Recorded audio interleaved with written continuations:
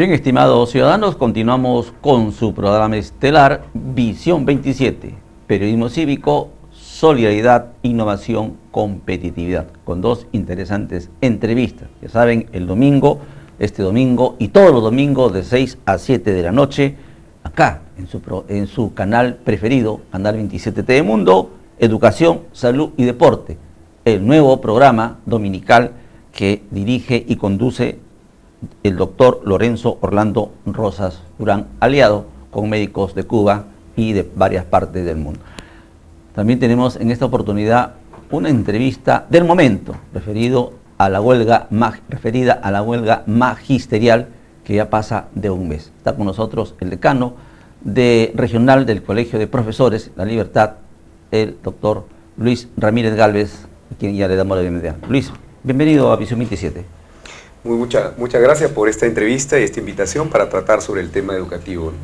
Luis, el problema latente y que preocupa más que a todos los peruanos, fundamentalmente a los padres de familia que ven peligrar el año escolar. ¿Cómo está la situación de la huelga de los profesores? Se argumenta, se dice que la culpable es la ministra, que es el Ejecutivo, y por otro lado que hay una terquedad de parte de los profesores porque no quieren ser evaluados. Mira, nosotros como Colegio de Profesores estamos apoyando esta exigencia y esta movilización que están haciendo los maestros de acá de la región La Libertad, desde su inicio, desde el 3 de agosto, porque creemos que de alguna forma u otra el magisterio siempre ha estado postergado, y que la población entienda de que si no hay una buena educación, si no hay una inversión en educación, eso va a repercutir en la calidad educativa de la población.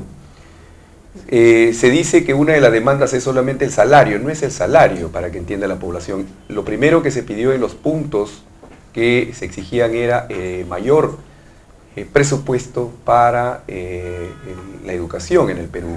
Estamos hablando del 6%, tal como lo indica la Constitución Política del Estado y tal como también el año 2004 se firmó en el gobierno de Toledo, estando de primer ministro Pedro Pablo Kuczynski, el actual presidente, que se declaró que la educación estaba en crisis y que en ese acuerdo nacional de todas las fuerzas políticas e instituciones y de la sociedad civil se dijo que a educación se debería presupuestar el 6% del Producto Bruto Interno. O sea, no es una situación que venga recién, es de hace tiempo. Ahora, ¿qué significa ese 6%? En ese 6% está incluido justamente la mejora de los salarios de los maestros. Por eso es que en ese entonces, si recuerdan, hubo también una protesta de los maestros y se le incrementó en tramos el 75% de su salario que estaban postergados durante... Fue la última paralización, ¿no? Fue la última, casi más fuerte paralización que se hizo, y estuvo como primer ministro y ministro de Economía el actual presidente de la República del Perú. O sea, él conoce esta realidad.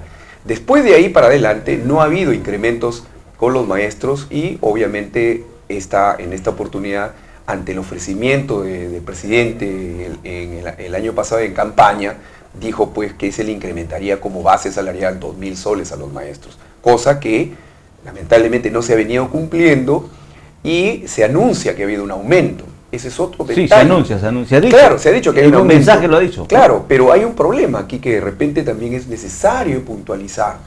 ¿Qué significa un aumento? Un aumento significa que si yo trabajo 8 horas y gano 800 soles, me aumentan 200 soles, pero sigo trabajando las 8 horas.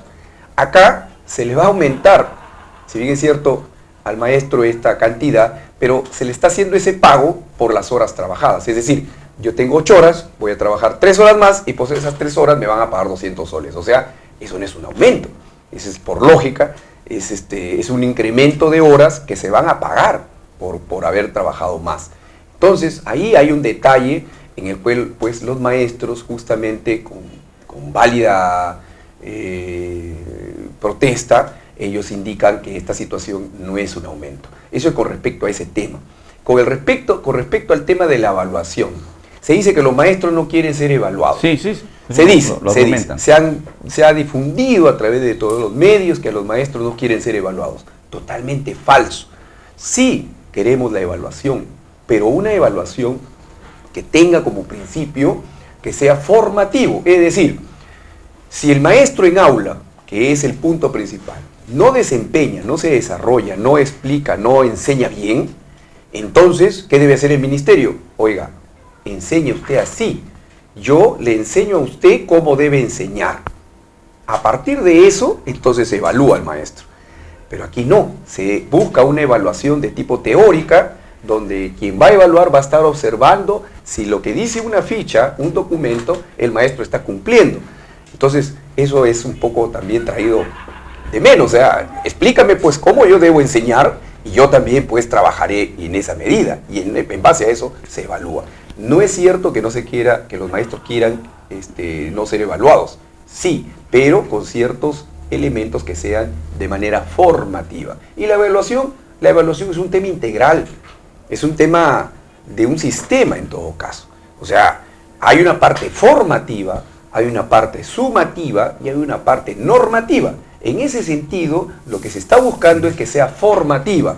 No nos negamos los maestros a ser evaluados. Hay que evaluar, pero basados pues en cuestiones de contexto reales. Luis, pero hay otro aspecto que escuché ayer al dirigente de Castillo, creo que no. Castillo. Pedro Castillo. Pedro Castillo decía que perfecto la evaluación que vaya, pero ¿quiénes evalúan? Evalúan desde el gabinete. No evalúan en la práctica como debe ser el profesor, sobre todo en la parte del arte, ¿no? Que es totalmente diferente, y tú haces referencia a estas fichas. Creo que en ese sentido él tiene razón, porque la evaluación debe ser in situ, en el lugar, para ver las condiciones en que esté el profesor.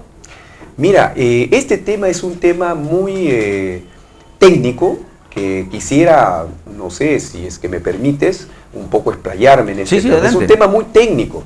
Primero, hay que analizar todo el elemento profesional. El docente o el maestro va a universidades a prepararse 5 años de estudios pedagógicos, o también a las instituciones pedagógicas como los institutos pedagógicos, por ejemplo, ¿no? Que están avalados por el gobierno nacional. Es decir, nosotros nos formamos, los maestros, en instituciones acreditadas por el Estado, ¿verdad? Entonces, las facultades de educación, obviamente, cuando ingresa el maestro o ingresa el estudiante universitario para graduarse como maestro, pasa un conjunto de evaluaciones en su formación profesional y por lo tanto al egresar se le otorga un título profesional que lo acredita como profesional para dedicarse a la enseñanza. Es decir, el maestro no es un científico, el maestro no es un experto en los temas correspondientes al conocimiento, es quien de alguna manera él hace todo un esfuerzo, una metodología, estrategias para poder llevarlo a que los estudiantes puedan de alguna manera lograr aprendizajes en ese sentido. Entonces, si tú vas a evaluar a un maestro en lo cognitivo nada más, estás sesgando un tema. Aquí se trata de la calidad de la enseñanza. ¿Cómo haces que el alumno aprenda esos conocimientos? Y ahora se habla de desarrollar competencias, que son aquellas capacidades, habilidades y destrezas que el estudiante debe tener, ¿no?, en conjunto para poder desarrollarse en la vida social o en la vida cotidiana. Entonces, al maestro obviamente ya tiene un título profesional que lo acredita para poder desarrollarse profesionalmente. Ese es por un lado. Pero, ¿sobre qué lo vas a evaluar? Mire, desde el 2005, 2009, 2014, 2015, 2016 y 2017 se han hecho un conjunto de modificaciones a lo que se conoce como diseño curricular nacional. Y para primaria inclusive se habla de un currículo nacional y un conjunto de propuestas que en verdad creo yo que aún todavía en el Perú no tenemos un modelo pedagógico, ¿no?, un modelo concreto que se base de acuerdo a nuestro contexto y que se pueda hacer que el ciudadano que tenemos y que queremos sea pues una persona que contribuya al desarrollo del país. Entonces, si a ti te van a evaluar sobre unas modificaciones de propuestas que en los últimos años se han hecho continuamente, al final cuando te presentan estos exámenes, y muchos los maestros lo hemos visto, es que te hacen preguntas y el maestro a veces tiene que adivinar si se está evaluando sobre el DCN 2005, 2009, 2013, 2014, 2015, 2017. Entonces, imagínate, es un tema como que al final muchos maestros pareciera que tienen que adivinar, aparte que tienen su formación, pero a veces pareciera que tienen que adivinar porque tienen que contestar de acuerdo a cómo el ministerio después evalúa y luego, obviamente, cuando presentan los resultados, se ven resultados a veces, como dicen, desaprobados, pero no, por eso el maestro no está bien preparado. Ahí hay que tomar un tema de detalle. Entonces, esta parte técnica es importante discutirlo. Ahora, son dos aspectos que se están evaluando a nivel del docente. La parte del ascenso de escala, ¿no? El ascenso de escala y el desempeño laboral. En el desempeño laboral es donde justamente se ha entrampado este tipo de conversaciones y negociaciones con el ministerio, porque en la ley de reforma magisterial se especifica, en su artículo 23, que las evaluaciones continuas que se hagan, pasado una tercera, tendrán que ser despedidos. Entonces ahí es donde se ha entrampado la situación. ¿Qué es lo que se pide? No deberían ser despedidos, no deberían, ¿no? No deberían que ser se despedidos. Quede ahí, ¿no? No. Es que no podrían ser despedidos. ¿Saben por qué? Porque si tú lo estás capacitando, lo estás formando, no es necesario que le pongas despedido. Porque se podría presentar situaciones que de repente quien evalúa, ¿no? Tal vez, no sé, puede agarrárselas pues con el maestro y comienza su criterio a marcarle de repente cosas que después ya el profesor no puede hasta reclamar. Sí, pero vayamos al tema, por ejemplo, de la evaluación. Vamos a tomar como ejemplo el caso de los ascensos. Ascenso un militar. Sale de alférez, da su examen y llega a teniente y sigue ascendiendo, llega a capitán, pero ya no puede dar mayor. Y él sigue en el ejército, termina de mayor, se jubila, sale retirado porque ya no da más. Y no lo separan. Y ya, ¿no? Claro. El profesor, bueno, si ya no tiene, lo evalúa, no puede, pero hay que darle la ocupación, creo que donde debe estar, ¿no? Si ya no puede, pero eso de separarlo, despedirlo, creo que es algo injusto. Mira, en principio, todos aquellos que egresan de las instituciones universitarias o pedagógicos ya tienen su acreditación. Su título. Su título profesional, eso te está acreditando que es profesional.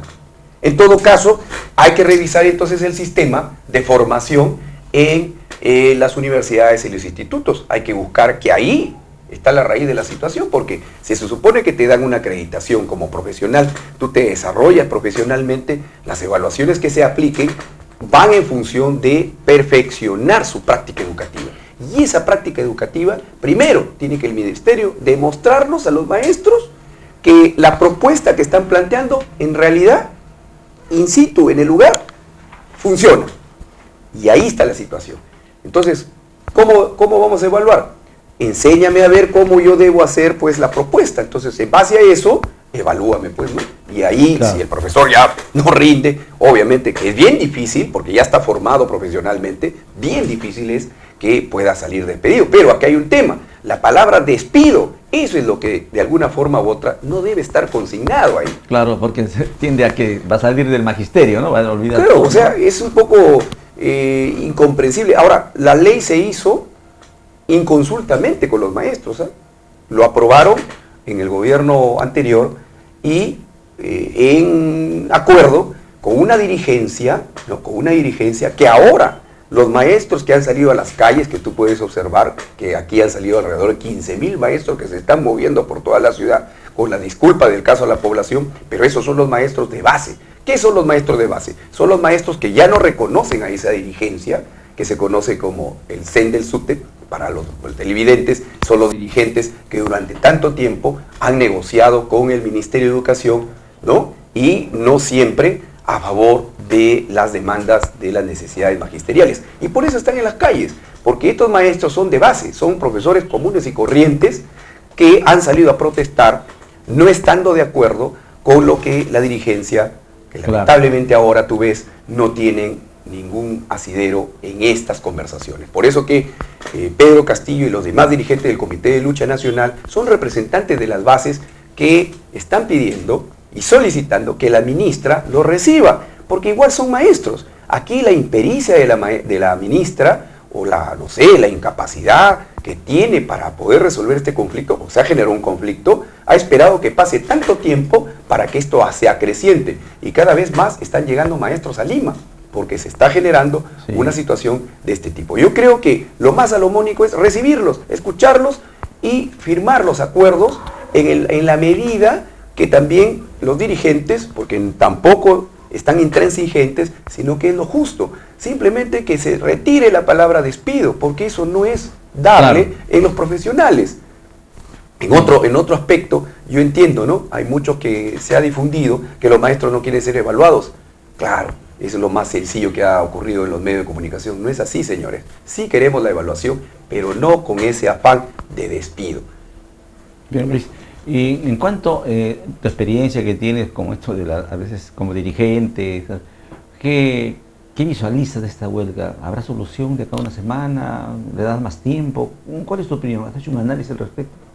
Mira, en sí el desgaste que es natural de los maestros ante la intransigencia de la ministra, porque, valga en verdades, creo que le ha quedado el cargo muy alto para resolver este conflicto, porque se ha generado un conflicto y no eran necesarios los intermediarios que han sido los congresistas, pero lamentablemente se ha tenido que acudir al Congreso para que puedan intermediar con la ministra.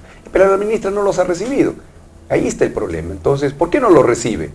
Si tranquilamente estamos entre peruanos, estamos dialogando, aquí no hay otro tipo de cosas, transparentar la conversación, e inclusive se decía que solamente quiere hablar con 5 o 4 dirigentes. Sí. También se dijo que Pedro Castillo, que es el maestro que está representando en el Comité de Lucha Nacional, pertenece a Movadef, que es extorsionador. Un conjunto de acusaciones que lamentablemente el ministro Basombrío no ha encontrado en este maestro de base. Y así como los maestros que están ahorita en esta lucha aquí en La Libertad, no hay ninguno que tenga vinculaciones con sectores violentistas o que los estén acusando que son del Movadef. Lamentablemente no tenemos mucho conocimiento algunos y lanzan pues este tipo de acusaciones que a la larga lo que más y hace es encender el rechazo de los maestros y los maestros siguen saliendo a las calles. Digamos, Luis, que podría ser que este tema que tú dices de que desaparezca la palabra de despido, ¿tú crees que podría ser factible que lleguen a un acuerdo previo con el Estado y se reincorporen y se siga dialogando al respecto de este tema para no perder el año escolar? Yo creo que sí, o sea, está en manos de la ministra y del gobierno en esta situación de que simplemente el acta que el día de ayer en la noche no fue firmada, no aceptaron, es porque justamente en lo que corresponde a las evaluaciones no se retiraba la palabra despido. Ahí sigue insistiéndose en lo mismo.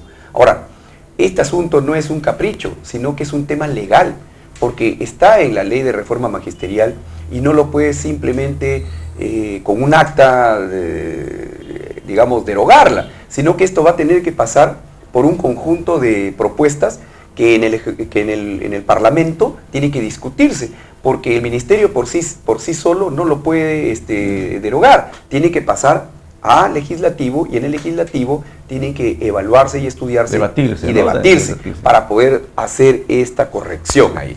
Sin embargo, lo que sí se pretende, lo que sí creemos que puede hacer el Ejecutivo es sacar un decreto de urgencia en donde indique que este aspecto de la evaluación queda suspendido hasta que se resuelva en el Parlamento.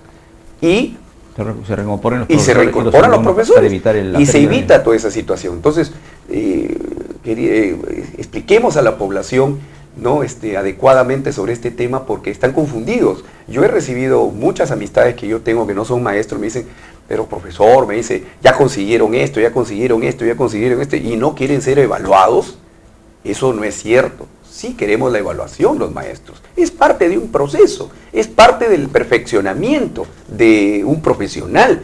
En toda institución se evalúa el desempeño del trabajador, pero ese desempeño es ¿para qué? Para que mejores tu trabajo, para que te ayude a mejorar la calidad educativa. Pero aquí está el punto, que es el punto neurálgico, despido. No puede haber despido. Está atentando contra el derecho laboral que le asiste. Entonces, en ese sentido, yo creo que el Ministerio de Educación, con la ministra, me parece, ¿no? Y es mi opinión personal también y de muchos maestros, que la ministra no está dando la talla. Lamentablemente está comprometiendo al presidente, que podría tener la mejor voluntad, pero lamentablemente no, como estamos observando, no está demostrando una capacidad para resolver un conflicto. Y este ministerio, hay que entender que es el ministerio que tiene mayor cantidad de empleados públicos, son 360.000 maestros, de los cuales 120.000 maestros son contratados. Y es más, no solamente estamos luchando por el tema de los nombrados, sino los contratados. Mira, los contratados, que son 120.000 maestros, todos los años son evaluados. Todos los años contratados, son, ¿no? Los contratados todos los años son evaluados, ¿no? Y ellos, por ejemplo, no gozan de los beneficios que gozan también los nombrados. Pero sí lo van a gozar a partir de la fecha. Claro, se ha dicho que se va a gozar varios elementos. Por eso ha sido la lucha. Por eso, en ese caso, por ejemplo, se ha logrado que los profesores contratados puedan tener el piso salarial igual que un nombrado de primera escala. Pero también el profesor contratado debe gozar de los beneficios como cuando haya sepelio y luto de su familiar, los permisos, debe gozar también con la escolaridad, que no se le da al profesor contratado. Y eso creo que no era beneficioso para los maestros contratados, que también son profesionales, que están constantemente preparándose. Entonces, en ese sentido creo que se ha logrado en parte de esta plataforma, y solamente queda la parte de la evaluación, que ha sido pues un elemento neurálgico que yo creo que la ministra en estas alturas tiene que resolverlo. Simplemente diciendo ahí que se harán las evaluaciones como estaban consignadas, pero sin despidos, y que después eso se ve en el Parlamento. Esperemos pues que esto traiga la lucha de los maestros sea comprendida por el Ejecutivo, y que mañana o pasado, quizás hoy en la noche, se recupere este diálogo y se firme un acta provisional, por lo menos, porque el peligro está ahí latente, se puede perder el año escolar, ¿no? Bueno, ya estamos en septiembre, ¿eh? Claro, que lamentablemente a la intransigencia de la ministra está ocurriendo esta situación, porque no hay otra forma. Ya esto se ha venido, que no es que la huelga resultó recién, ya desde el año pasado se venía haciendo documentación ante el Ministerio de Educación y no les han respondido. Yo creo que en un Estado de Derecho, la huelga, primero, es constitucionalmente válida, o sea, es legal, porque la Constitución lo ampara. Entonces, los maestros saben perfectamente que la huelga es un elemento que la Constitución nos respalda y que de alguna manera u otra es nuestro derecho. Pero también yo considero que es el derecho también a la educación de los niños, pero el tema es que uno está unido al otro, y eso tiene que resolver el ministerio. El ministerio tiene que tener la suficiente talla de gestión, de resolver inmediatamente una problemática que a las finales tiene que salir beneficiados, tanto el tema magisterial, tanto los estudiantes y obviamente el gobierno. Y se entrampan solamente por un aspecto que es lógico entender.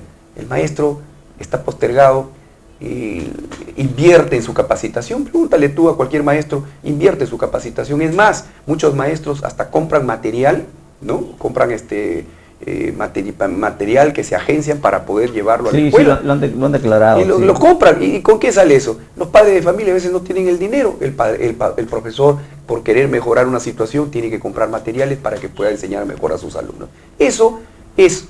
Los padres de familia también aquí tienen bastante importancia, porque ellos saben qué maestro, como en cualquier profesión, es buen maestro y qué maestro es malo. Entonces, en ese sentido, yo creo que estamos a la expectativa de la opinión pública. Ojalá. Esperamos que ellos comprendan también esta situación. Luis, vamos a utilizar el tiempo que nos queda, porque tú también tienes muchas opiniones respecto a la situación política. Vamos a tratar dos temas interesantes. Se ha aprobado el presupuesto para la región La Libertad, para la reconstrucción con cambios, y hay una sinnúmero de comentarios, diría la mayoría de comentarios, de que no están de acuerdo que se le haya dado la responsabilidad al gobernador regional para que maneje toda esta gran cantidad de dinero que supera hasta en 3 veces el presupuesto del gobierno regional. Y además indican de que no tienen los técnicos suficientes, necesarios, para que puedan proceder a la reconstrucción, y además los órganos de control no están de acuerdo al nivel que se requiere, que sí se exige para la ejecución y para el control de estas obras. Mira, como ciudadano te podría decir que ya son casi 5 meses que no se empiezan a hacer las obras de rehabilitación. Yo estoy pensando en alguna vez que he recorrido algunas zonas, que no lo he publicitado ni tampoco lo hemos hecho muy, digamos, a cuatro vientos mencionándole. Hemos visitado algunas zonas con algunos maestros, llevándole víveres, llevándole apoyo a algunas comunidades acá en la región, cercanas, ¿eh? Y hasta ahora no resuelven el problema. Yo creo de que es un clamor de la población que se resuelva ya, que se puedan hacer las obras de prevención también y las obras que están pendientes. Pero ¿está de acuerdo que maneje el presupuesto? Claro, pero por un lado, la población sabe lo que van a decir. Yo lo considero así, yo como un poblador común, no me interesa quién lo tenga, no me interesa el color del gato, sino que solucionen el problema, que ya lo hagan, que ya llegue a la población. La población está esperando que se resuelva el problema. Lamentablemente estos temas técnicos, estos temas gubernamentales, es sencillo. Si tanto tenemos esta dificultad, ¿por qué no llaman a los colegios profesionales? De acuerdo. Los colegios profesionales tenemos acá, tenemos ingenieros, arquitectos, son 26 colegios profesionales, y no es porque yo esté integrando ese consejo regional de decanos, ellos son los expertos, ellos son los técnicos. Señor gobernador o autoridades, los colegios profesionales ahí tienen los expertos y los técnicos que nos pueden ayudar, porque la población está esperando que se resuelva ya esta problemática. Creo que mañana debe haber una conferencia, no sé, algo. Ojalá. Que los colegios profesionales van a dar un manifiesto al respecto. Sí, no están de acuerdo, ¿no? Hoy día a las 8 de la noche estábamos citados también para tener esta conversación con el Colegio Regional de Decanos, del cual estoy siendo miembro ahí como parte del equipo. La solución está ahí. Los colegios profesionales tienen toda la parte profesional, si queremos llamar así, si es que tenemos dudas que si el gobierno regional no tiene los técnicos o no sé qué. El Consejo Regional de Decanos convoca a todos los 26 colegios profesionales, claro, y tenemos un ejército de profesionales que nos ayudarían a resolver el problema, porque la población está con clamor esperando. Están ahí, y eso no podemos nosotros estar de espaldas. Colegios profesionales. Los colegios profesionales. Siempre lo hemos dicho acá en Visión 27, distinguidos ciudadanos. Y la otra pregunta, Luis. Nelson Schack, el flamante Contralor de la República, ha dicho algo que también acá en Visión 27, en la hora de la fiscalización de Freddy Solano le hemos dicho. Ser alcalde, lo ha dicho el Contralor, parece que nos ha escuchado. Ser alcalde en el Perú es un gran negocio. No hay un control adecuado y quienes llegan a ser alcaldes se enriquecen. Así lo ha dicho. Es una pena que lamentablemente tengamos autoridades, pero tú sabes perfectamente que las denuncias pueden haber. La cosa es que se demuestre. Yo respeto mucho a todas las autoridades que estamos en el gobierno. Hace poco he leído unas noticias con problemas de Chavimochic y temas, sí, como que están involucrados, algunos aspectos así, pero la situación es la siguiente. Yo creo que hay que poner ya en urgencia, ¿no?, el tema de fiscalizar a aquellos ciudadanos que ocupan los cargos y puestos, claro, directivos como ellos, y que se demuestre, porque de denuncias tenemos muchas denuncias, muchas. Pero habría que ver que estas, si prosperan, que se ponga todo el peso de la ley. Y ya el presidente Kuczynski hace poco emitió la ley contra la corrupción, la, ¿no?, imprescriptibilidad de los delitos, ¿no?, por que vamos a tratarlo. Entonces, en una... Yo creo que en ese sentido se ha hecho por lo menos algo, pero ojalá que la ley no quede pues ahí letra muerta, si no se cumple. Bien, Luis, gracias por tu presencia, y a ustedes, distinguidos ciudadanos, nos estaremos viendo el próximo jueves. Fue tu programa estelar Visión 27, periodismo cívico, solidaridad, innovación, competitividad. Buenas noches.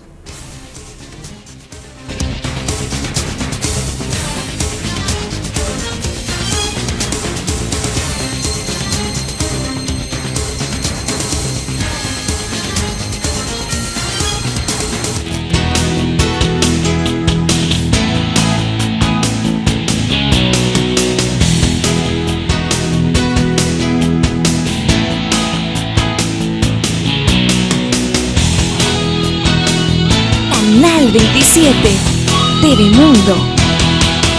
Un sismo puede ocurrir en cualquier momento. Practica estos 3 pasos. Primero, prepárate y ten a la mano tu mochila para emergencias. Segundo, ubícate en tu zona segura interna. Tercero, evacúa a una zona segura externa. En caso de tsunami, evacúa hacia zonas altas. Defensa civil, tarea de todos. Perú, progreso para todos.